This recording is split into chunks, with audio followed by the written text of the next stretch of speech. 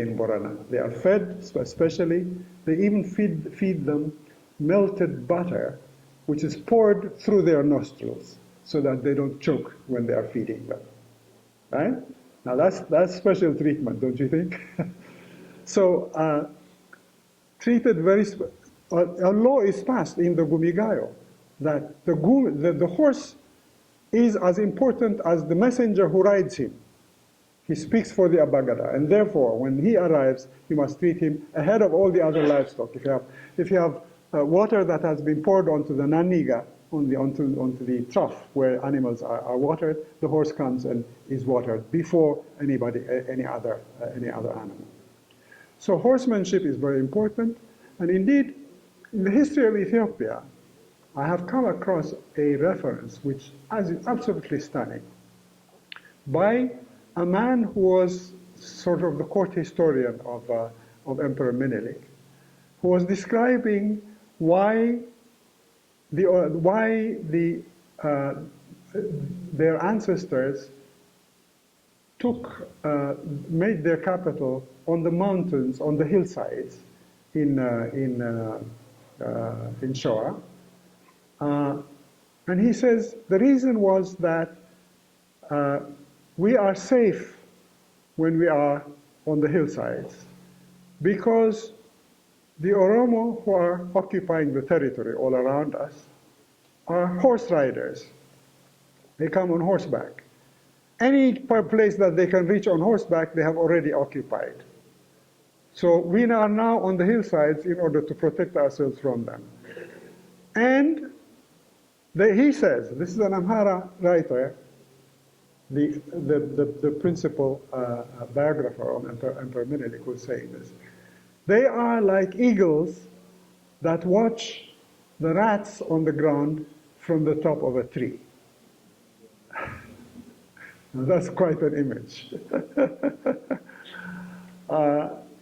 So clearly, before Menelik, until Menelik reversed the entire situation because he amassed a vast amount of firepower and was able to reverse it, until that time, the Oromo were dominant in Shoa.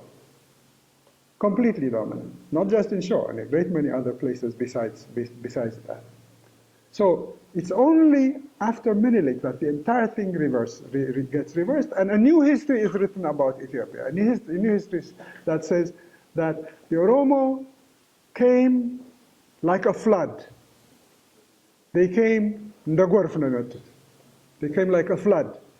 They were a barbarian horde without organization. They just came in vast numbers, invaded us with the humans, livestock, people, all came and took all our territory. That's how they put it. Well, two men write pieces of history that are telling. One of them is a Portuguese writer who says he was traveling with an Ethiopian emperor, and he saw the Oromo fighters at a great distance in the lowlands. They are staying on high ground. And he says the Oromo came in great numbers, the fighters came in great numbers, and they approached us, but they came not in disorder, but in small groups, almost like squadrons, he puts it, like squadrons, marching in 3 columns.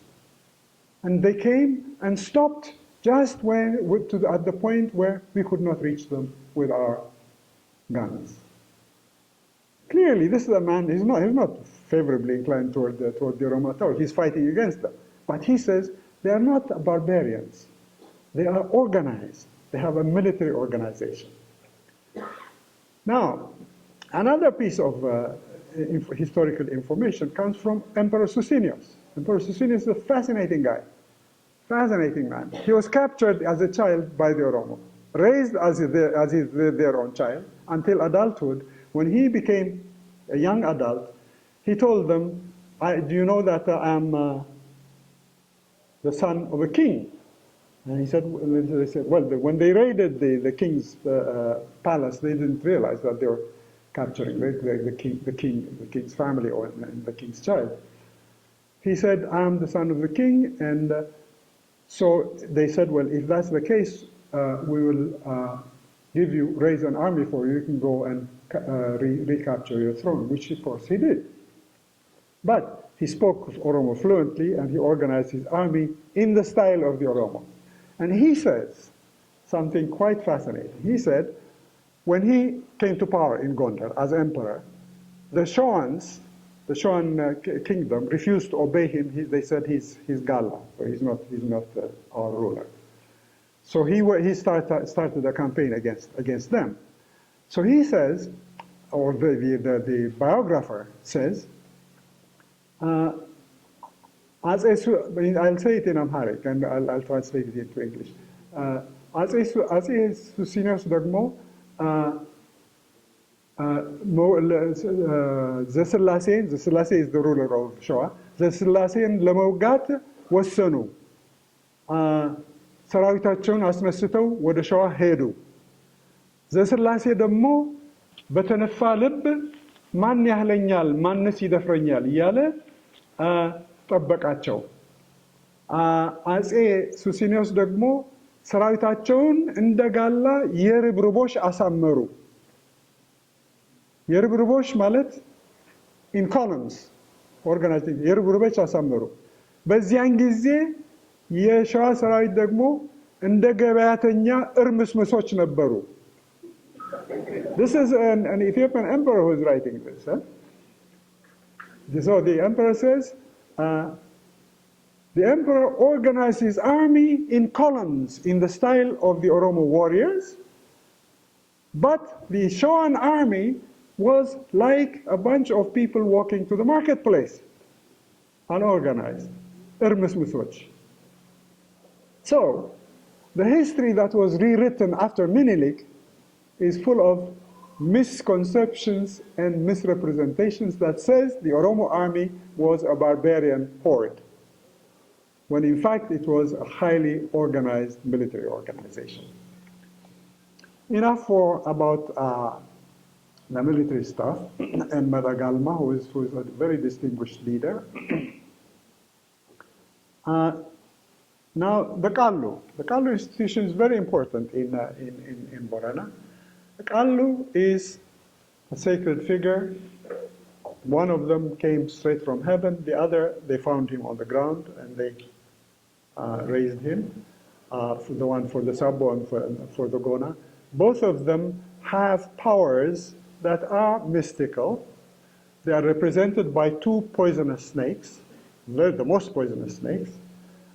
Which they bring into the ritual, and into the Muda ritual, and they release them on the mountain, and nobody can touch them because they are representative of the power of the Kallu. The great event that they perform is called Muda, and as you know, Abba Muda is reported in Oromo history over and over again to say that.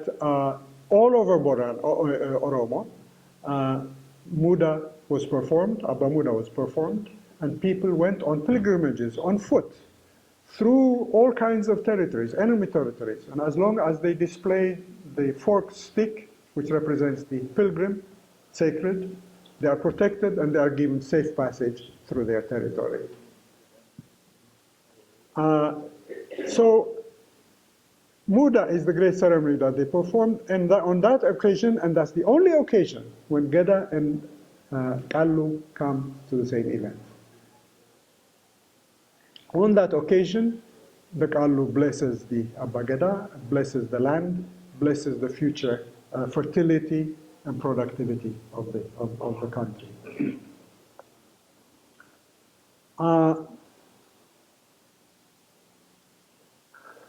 Kallu also is the ritual leader to whom the allied nations pay tribute and receive his blessing. So he has ritual power that extends not just within Borana, but to the allied nation as well. The only people who do not take part in Muda are the Orma. Orma have gone so far away from the homelands that their name Orma has come to mean stranger. The word Orma is almost Oromo. And yet their name has come to mean a stranger. They say, when somebody fails to greet them properly, they say, Orma intain, do not become a stranger. So the word Orma has come to mean stranger. I met an Orma gentleman. Okay. I met an Orma gentleman in Kenya. And he came to my hotel and he saw my book, Oromo Democracy. And I had declared, I had indicated my intention to visit Orma, because that's the only part of Oromo land that I hadn't seen up to that point. He came, he read, he flipped through the book very quickly, and he looked up and asked me a very strange question. He asked, are you making a connection between Orma and Oromo? And I said, of course I am. So he said, all right, I have arranged for you a ticket, an air ticket to fly to Laisamis, so that you can go and visit the territory. So I did, and I went and visited the territory. So the Orma are by far the most alienated Oromo there are. And yet, when Ali Wario, this member of parliament in Kenya, read the book, he went home and read the entire book and came back and he said, it is almost like a new day dawned for me. He was transformed by the experience. He didn't realize that there was this kind of rich body of knowledge available about Oromo. So I'll wind up by, he said to me, after we all read Gada, we all had Amharic and Christian names, and we all changed our names into Oromo names. And I thought, my goodness, the book, but more importantly, the institution, Gada, has transformative qualities, which are very important. And in thinking about the future of Oromo, we have to think in two important ways. One, in systemic, holistic way about all the institutions, not just about Gada. All the institutions are completely integrated. They are mutually supportive. They are important. Each performs a different function. So we have to think about that. But we also have to think about the transformative capacities of Gada itself. And I'll go to my Gada cycle, this one, to tell you that it is an institution. Which one is this one, right? It's an institution that is built on the human life cycle. Not only built on the human life cycle, but every stage of it is an initiation. In most societies, there's an initiation ceremony that's performed around the age of adolescence. Why adolescence? Because that's the time of identity confusion. Young people at adolescence don't know what they are. They are confused about it. And so you perform a ritual that announces to themselves and to the community that they are now becoming adults. They are undergoing a transformation. So the ritual is a very important way of identity change. Now, in most societies, they have one ritual which occurs around adolescence. What happens in Oromo society? The entire life cycle is a series of transformations, each one of them celebrated publicly. Each one of them involves shaving hair and growing new hair. New hairstyle. Hairstyle becomes the symbol of where you are on the Gada cycle. Which means people know how to behave toward you. There's no confusion here. You know how to behave because you have reached a particular stage in which your behavior conforms to that stage of your development, and your responsibilities are also associated with that stage of development. If you are Dabelle, you are a child. Let's look at the Oromo version of this. This is the Wazungu version, English. This is the Oromo version. So, at the beginning, you are a Dabelle, you're a child. You are sacred because you are outside of the society, because you are like the Warrakallu, You are a liminal person, you are sacred. You are also female. The boys are Intal is how they refer to them. They have no names.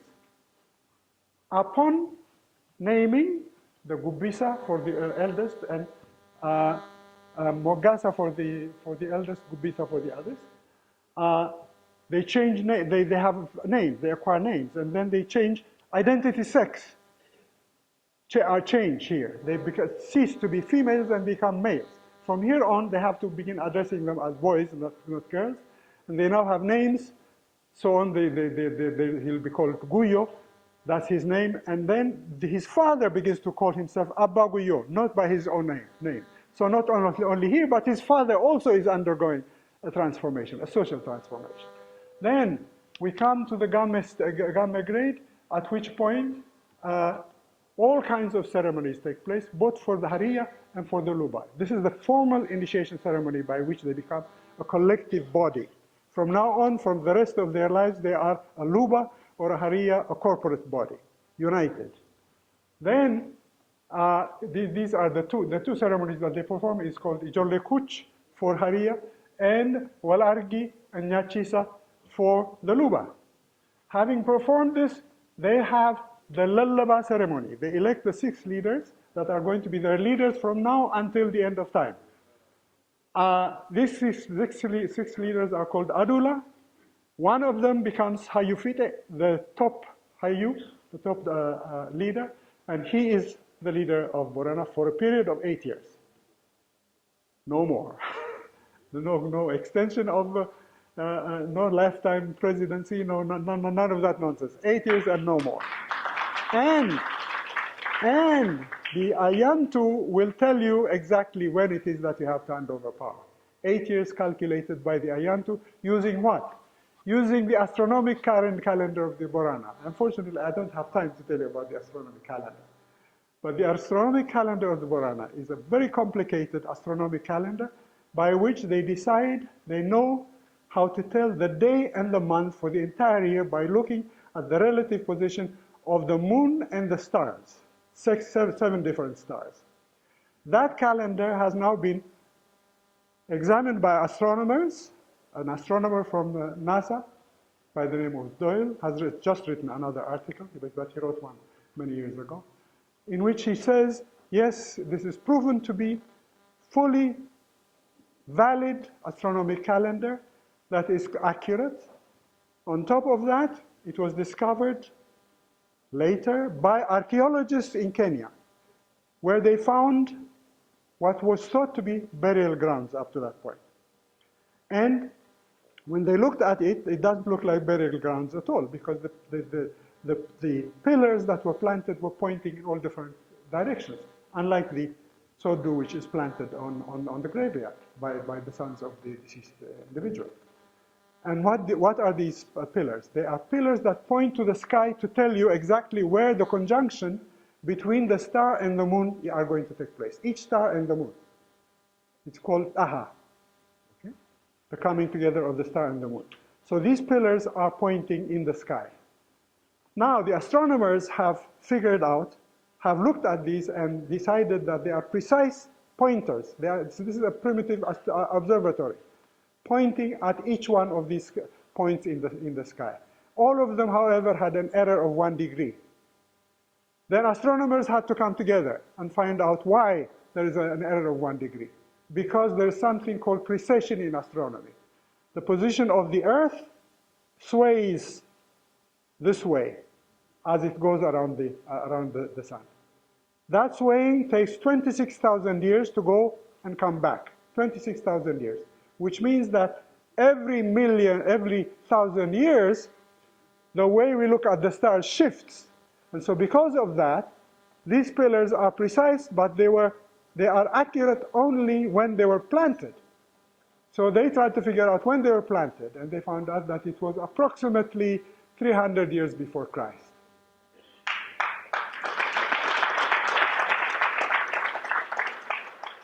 Then the archaeologists did a carbon dating of the site and found out that the pillars were planted approximately 300 years before Christ.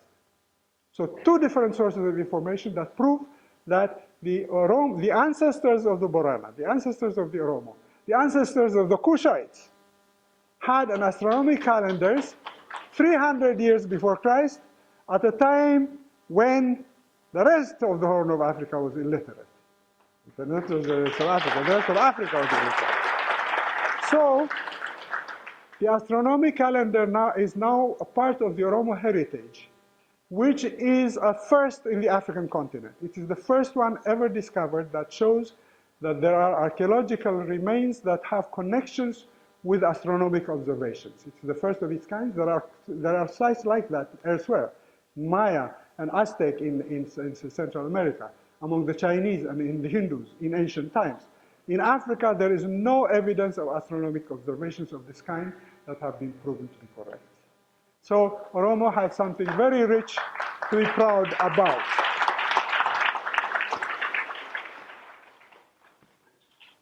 I'm done.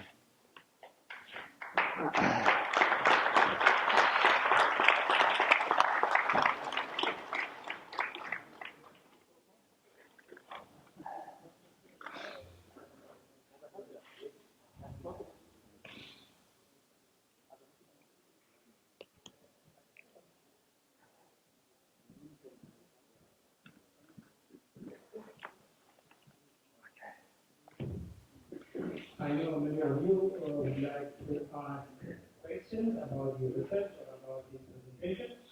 We are running short of time, but I allow 2 questions for Professor Asmerom.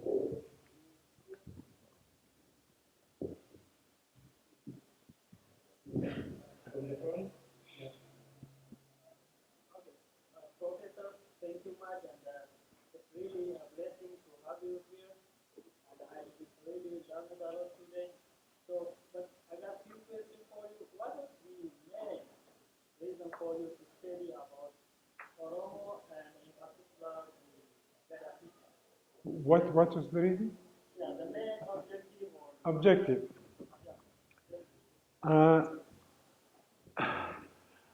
Well, there's a long story behind that. And the story is this.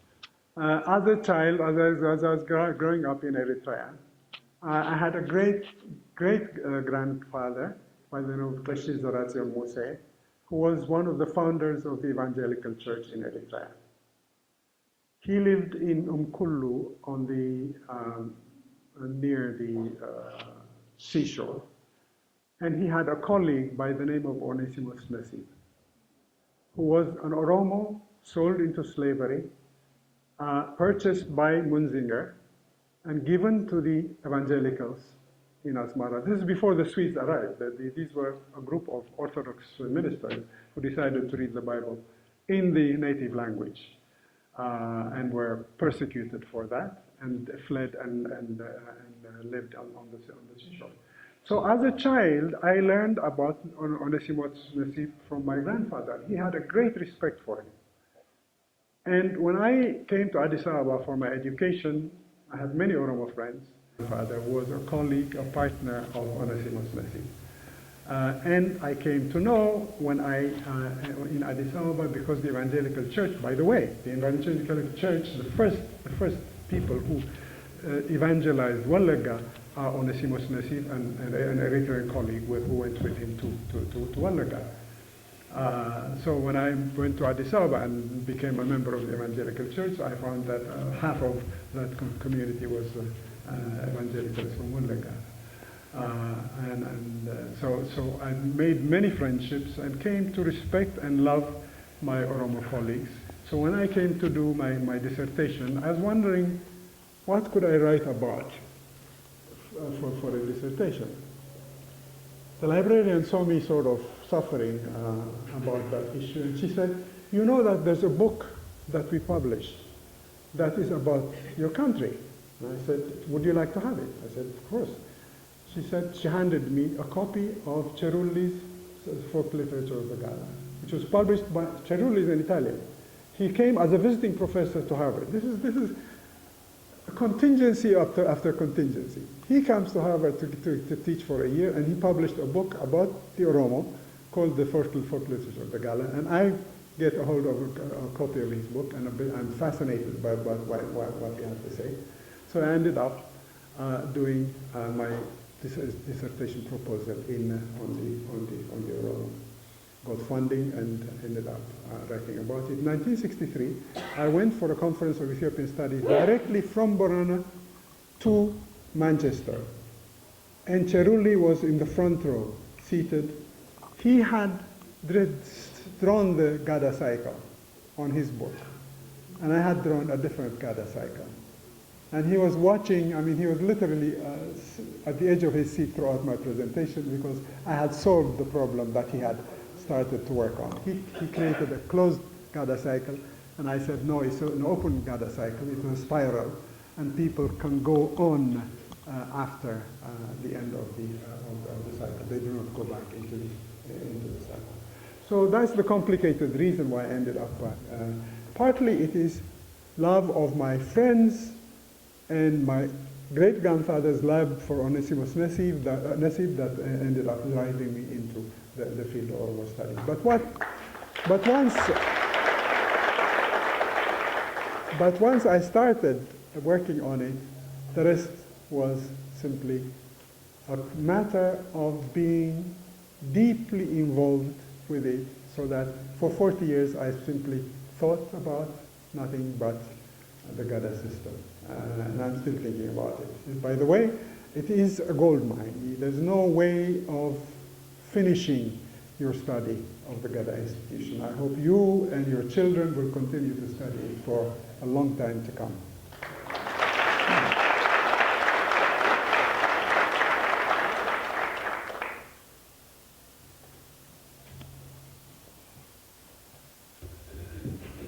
Thank you, Professor Asmerom. Just wanted to salute you for 40 years of scholarship on the Gada system. Just wanted to ask you about a question about the debate that you had with Paul Baxter about the separation of the unity in diversity. What Baxter does is he merges the two. He simply says they're both ritual leaders. They're not. One is a political leader, the other is a ritual leader. But because the creation, not just of Gada, but of all creation, is God's, it is the Gallu who makes that connection with God.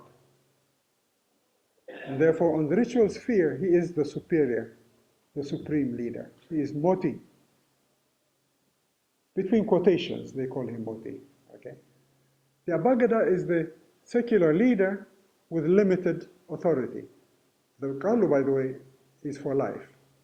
His leadership is for life. The Abagada is for exactly 8 years, secular leader.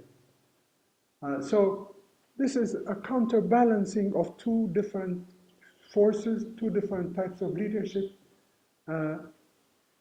one spiritual, one secular. But the spiritual-secular division is a very important one. This is where I have a fight with Baxter. He says Borana is like a river floating on blessings. Wow, that's a lovely metaphor, but the river sometimes floods, so floating on it isn't quite a blessing. There are wars. There are peacemaking activities, there are wars. There have to be wars because there are warriors, there are military, there are armed enemies all around you that you have to resist in order to continue the survival of the nation. So secularism and spiritualism are two sides of the same coin. Both of them have to be understood if we are to understand properly the institutions of Borana. Thank you, Professor Asmerom. And now I call upon Dr. Fabienne, who would summarize this presentation for those who might have missed some points.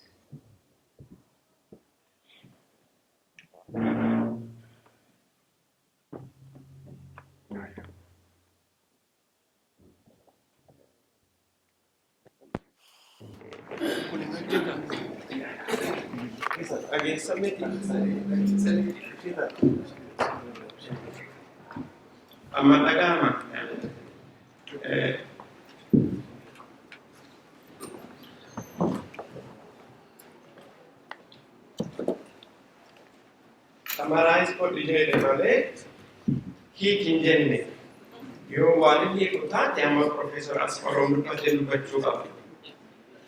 Ready? Summarize. Kanaaf waan yoo keessa waa kukkute Professor Daaleetitti gaafatama ana miti.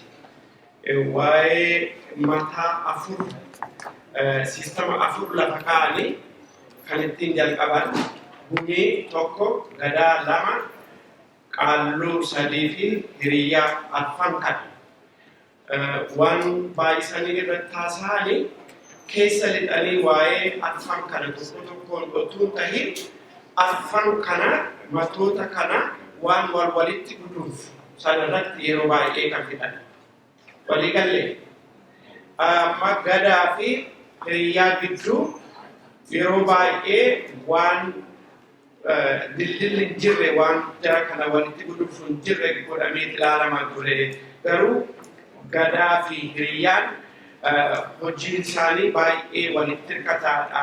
Gadaan kan dabarsee hiriyyaan hojiirra oolshaa jedhamee makmaaksa tokko fi waa'ee kifraa kana haasa'an. Waa'ee gumii fi gadaa immoo gumiin waldaa isa ol aanaa isa abbaa humnaa kan murtii fi seera dabarsu. Gumiin gadaa olii abboommi seeras kan dabarsu gadaadha kan immoo fuudhee hojiirra oolchu gadaadha jedhani. Ammoo gumii fi gadaan rituaalii miti. Rituaalii kana ollaa koo gaafannaan jila miti. Isaan waraanallee ijaajjachuu danda'an isaan rituaalii keessa jila keessa hin seenanii jedhan. Abbaan gadaa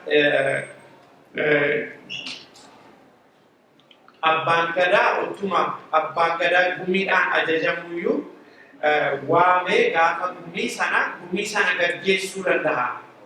Yoo gumiin suni qajeeshee hin gaggeessuu ta'e yookiin yoo badii guddaa hojjete achirraa hin buqqisama. Ammoo hamma ajjeechaatti illee itti murteeffamuu danda'a.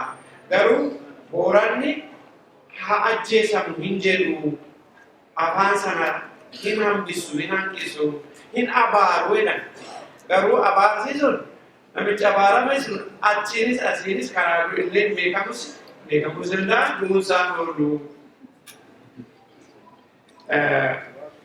Qaalluun secret jechaan wayyunaa jedhe ollaan koo hojiinsaa waan akkasiiti jedhanii waan sadaffaa gadaa fi qaalluu kan walitti guduunfu haasa'anii humni isaanii akka wal gitaati wal qixxeedha qaalluu fi gadaanii jedhan. Tokko barbaachisaadha. Qaalluun illee gargaarsa gadaa barbaada ofiisaa waan hojjetee hin nyaannee fi abbaan gadaa qaalluu protect eeguu qabaa. Ammoo qaalluun illee abbaa gadaa eebbisuu qabaa. Kanaaf hojii isaanii wal gitasii wal barbaadasii walitti hirkatasii jedhanii. Arfaffaa kan gadaa fi kan hiriyyaa karaa abbaa duulaa dildilli isaanii abbaa duulaati. Kan gadaan dabarsee abbaan duulaa achi keessa si jala jiru fuudhee karaa hiriyyaa bulchiirra oolshaa jedhanii. Gadaan warri abbaan gadaa biyya dhiisuu hin danda'u. Biyya abboomu sana dhiisee biyya biraa gara biraa jiraachuu hin danda'u. Kanaafi matootiin warri gumii fi gadaa fi qaalluu sistemoonni kun sadanuu biyya Itoophiyaa keessadha malee Boorana biyya keenya keessa hin jiranii. Kanaaf waan baay'ee riisarchiin ta'u karaa keenyaa waan ta'u waan kana hanqata. Kanaaf gabbina hin qabu waan keessaa hir'ata. Guutuutti waa'ee gadaa yoo qorannoon barbaachise bakka jarri kun jiran gumii gadaa fi qabluun jiranitti ta'uu danda'a ta'uu qaba jedhanii daqiiqaa tokkotti fixuu danda'a. Kana booddee waa'ee Booranaa, waa'ee nagaa, waa'ee ormaa haasa'anii ormi Oromoo akka ta'an ijaa fagaatanii deeman Oromoodhuma sana orma ta'ee amma akka ormaatti ilaalame jedhanii kana booddee waan gabaabsu gaaffii lama gaafatame inni duraa akkamitti waa'ee gadaa kana baruu dandeessanii maaltu kanatti isin fidee kan jedhaniif deebii akkaataa itti cheeruulee nama xaafanii tokko kitaaba isaa ilaalanii achirraa jaalalaan jalqaban himanii gaaffiin inni lammaffaa baay'ee filoosoofikaaliidha badanaan galle kan nuti garuu amantiif seerri akkamiin kophaa tahaa moo walitti hirkataadha kan jedhu natti fakkaate. Ammoo Profeesar Asmerom lamaanuu tokkos akka tahanii fi garaagaras akka ta'uu qaban maaliif gadaadhuma kanayyuu Oromoon akka waaqa laatee fi waan ilaaluuf seera poolitikaaf seera spirituaalii sana rituaalii sana kophaa hiruu akka hin danda'an jettee kennan.